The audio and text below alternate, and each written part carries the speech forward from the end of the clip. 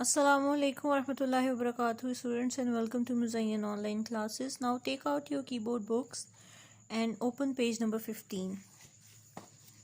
हमने last time जो है यहाँ तक पढ़ा था जिसके अंदर हमने रोटेट और फ्लिप का देखा था कि वो क्या होता है. आज हम पढ़ेंगे रिसाइज किस तरह करते हैं हम एक ड्राइंग को.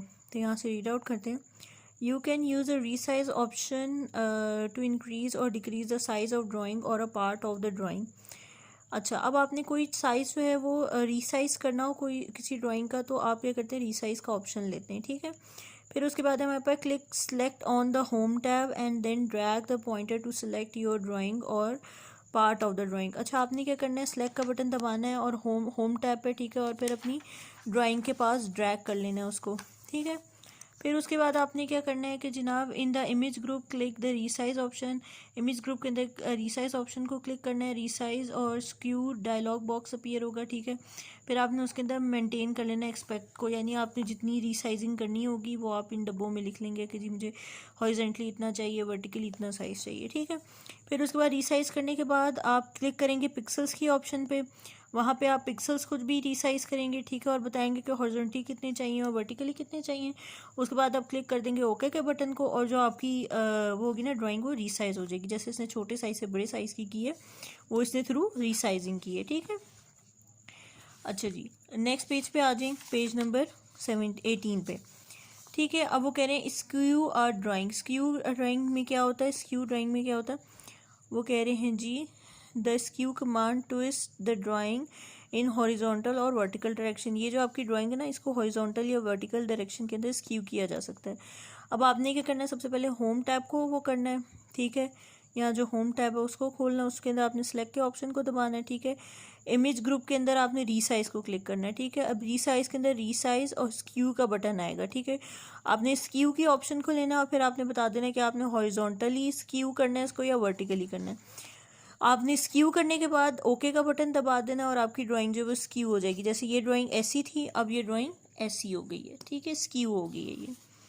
ठीक है. अब हमारे पास set drawing as a desktop background. Background पे कैसे हम ड्राइंग को लगा सकते हैं वो हम देखेंगे.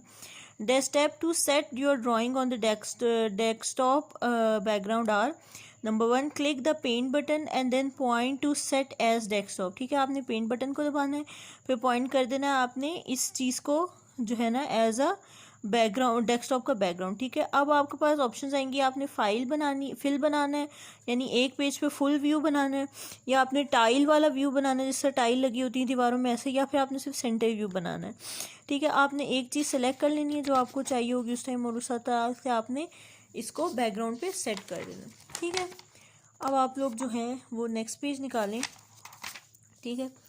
नेक्स्ट पेज के अंदर वो कह रहे हैं फुल स्क्रीन व्यू. अब आपने इसको फुल स्क्रीन व्यू में कैसे देखना है, आपने जाना है क्लिक व्यू में, क्लिक का होम टैब पे जाना है, व्यू को क्लिक करना है. ठीक है. व्यू में होगा डिस्प्ले, उसके अंदर आपने फुल स्क्रीन को कर देना है और फुल स्क्रीन से एग्जिट करने के लिए आपने क्या करना है, गो बैक कर लेना है पेंट के ऑप्शन को.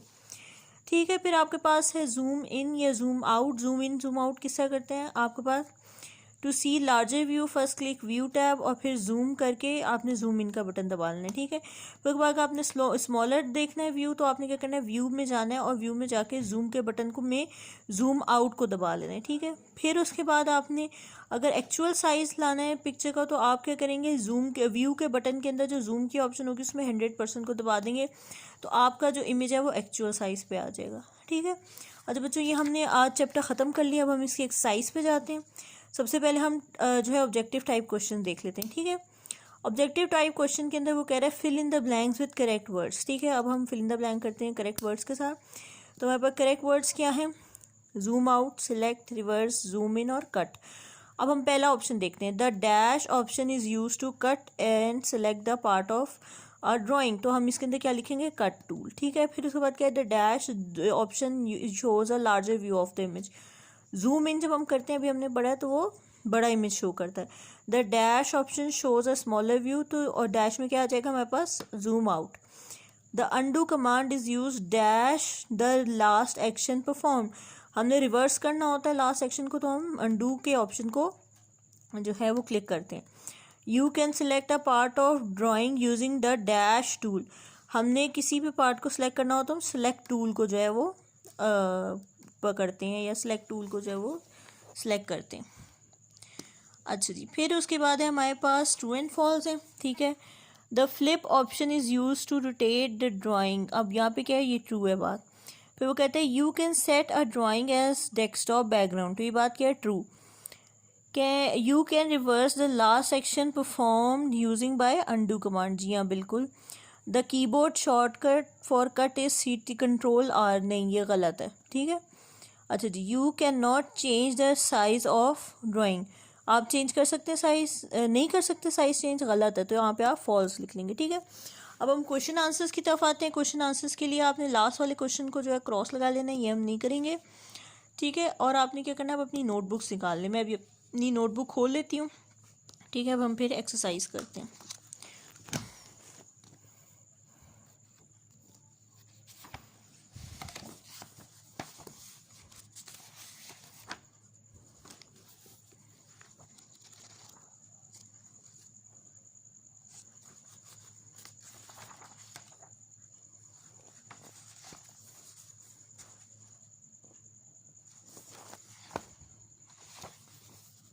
अच्छा बच्चों, ये हमारे पास एक्सरसाइज आ गई है हमारी, ठीक है। क्वेश्चन हमारे पास यूनिट नंबर 2 आपने लिख लेना है, मोर अबाउट पेंट, और फिर उसके बाद क्या करना है, इसकी एक्सरसाइज स्टार्ट कर देनी है। अच्छा जी, यहाँ पे हम देखते हैं डिस्क्रिप्टिव क्वेश्चन लिख लिया, आंसर द फॉलोइंग। आप क्वेश्चन 1 उतार लेते हैं। क्वेश्चन 1 है what do you use the paint software for, तो आप इसका आंसर देंगे we use paint software for drawing things on computer, ठीक है।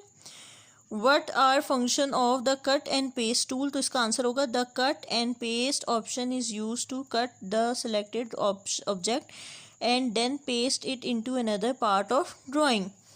नेक्स्ट क्वेश्चन है हमारे पास what tool will you use to duplicate an image of a kite you have drawn, outline the step you will take to do so.